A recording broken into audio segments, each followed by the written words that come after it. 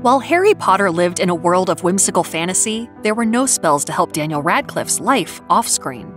In the late 1990s, Daniel Radcliffe was an elementary student struggling with his studies, at a time when there was a little less dialogue and understanding regarding learning disabilities. As he revealed to the Daily Mail, Radcliffe has dyspraxia, a common neurological disorder that can make it challenging to perform certain day-to-day activities, such as changing clothes, walking, and tying shoelaces. As confirmed by his spokesperson, the actor is on the mild end of the dyspraxia spectrum. While being neurodiverse certainly isn't tragic, Radcliffe expressed that his condition made his younger years more difficult than they needed to be. He told the outlet, "I was having a hard time at school, at everything, with no discernible talent. Thankfully, his discovery of acting gave him the boost he needed to believe in himself and his capabilities. Since those younger years, the star has never let his struggles get in the way of his everyday life." Answering questions from fans for the Wall Street Journal, Radcliffe offered some advice to a young woman who was recently diagnosed with dyspraxia. "Do not let it stop you. It has never held me back.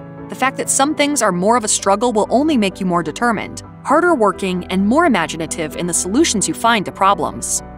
Daniel Radcliffe has opened up to his fans about his experience dealing with a severe case of obsessive-compulsive disorder during his formative years. Sadly, it started when he was only 5 and progressed until it interfered so much that he had to seek help. Speaking to The Sun, he shared some of his experiences with the condition, stating, "I had to repeat every sentence I said under my breath." He added that it's really important for others who are dealing with OCD tendencies to seek out professional help.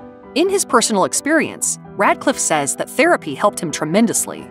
While many people out there dream of being famous, Daniel Radcliffe knows firsthand that the lack of privacy that comes with the job is a genuine challenge, especially for children. Going from a life of anonymity to one of the most famous kids on the planet took a lot of effort for the actor, who often found himself engulfed by swarms of fans.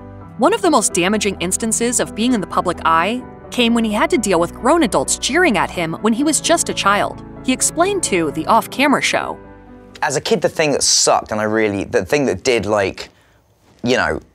burrow its way in there and was really unpleasant was getting booed."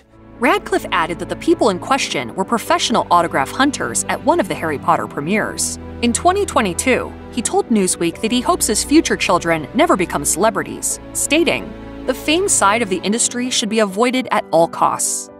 Daniel Radcliffe has been quite open about his addiction to alcohol, which he developed in order to cope with his Harry Potter fame. As he explained on the Off-Camera Show, he felt a growing sense of paranoia over his movie star status and felt uncomfortable everywhere he went. Once filming wrapped on the lucrative franchise, Radcliffe experienced severe anxiety regarding his future. Having spent the whole latter half of his life being Harry Potter, just what the heck was he supposed to do afterward? These overwhelming thoughts caused the actor to try and numb himself through copious amounts of liquor. Eventually, Radcliffe's reliance on alcohol took a huge toll, not only on his physical well-being, but his mental state as well. He revealed to Shortlist, "In the last 3 years of drinking, I blacked out nearly every time. Blacking out was my thing." He added that his alcohol dependence turned him into a shut-in. "I was a recluse at 20. It was pathetic, it wasn't me. I'm a fun, polite person, and it turned me into a rude bore. For a long time, people were saying to me, 'We think you have a problem.' But in the end, I had to come to the realization myself." Fortunately, he managed to get sober, and he encourages others who are experiencing addiction to seek help. Daniel Radcliffe grew up on the set of the Harry Potter films. Because he spent the bulk of his childhood and adolescence working on the magical franchise, he didn't just see his castmates as people he worked with. He regarded everyone on set as his family. So when some of his beloved co-stars like Alan Rickman, Richard Griffiths, Richard Harris, and Robbie Coltrane died, it took a massive toll on Radcliffe. Reflecting on Coltrane's death with the BBC, Radcliffe emphasized how the late actor would make the young cast laugh throughout filming. "I have especially fond memories of him keeping our spirits up on Prisoner of Azkaban, when we were all hiding from the torrential rain for hours in Hagrid's hut, and he was telling stories and cracking jokes to keep morale up." Harry! Harry! Happy birthday! Wow.